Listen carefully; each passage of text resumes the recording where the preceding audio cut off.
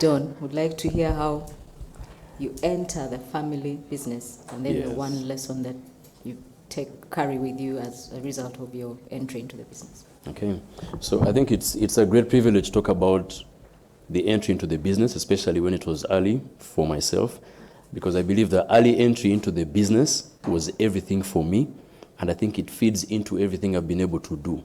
So, and it's mainly for two reasons, because in 2012, Mom starts the business, as I'm also joining Makerere University Business School to pursue a Bachelor of Science in Marketing. And at that time, I would do my evening classes at MOOBS, and then during daytime, I would work in the business.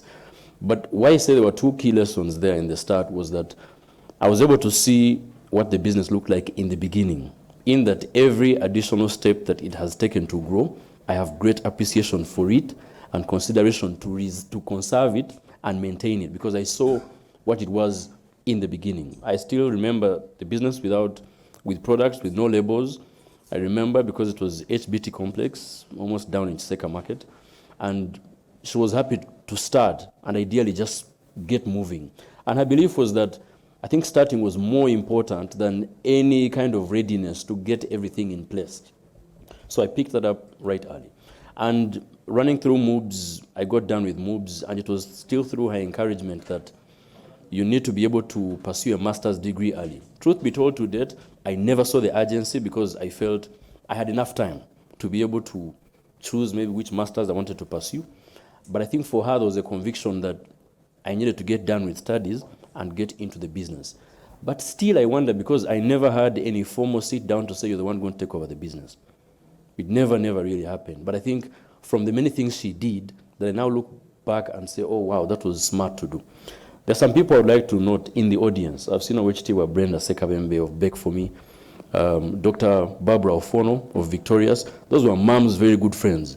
And guess how I met them? Through events like these, where I should say, Dawn, please meet Brenda, please meet Dr. Barbara. Dr. Barbara, Brenda, meet my son. This is Dawn. So, and then of course the questions would go on why I was Catholic and why she was Muslim and so many things. But what really mattered in those introductions is that the people that were then her friends are now my friends as well and business partners. So that for me, I think, was the bit of the classes that she took me through that I never thought were actually moments of learning. So I got to France for my master's in 2018. And I remember when I was done, I had a great internship at a company called L'Oreal. It's the largest cosmetics company in the entire world. So Aloesha does and has the arm of cosmetics. So it was a very good experience for me to see what that business looked like at that international level. And coming to the end of the internship, I was done, and I was also offered an opportunity to join the Nairobi team. But Mom was very keen on me coming back very quickly. And that was around 2020. So guess what? Unfortunately, we lost her in 2021 to COVID. But I felt blessed because she had done all that was possibly necessary.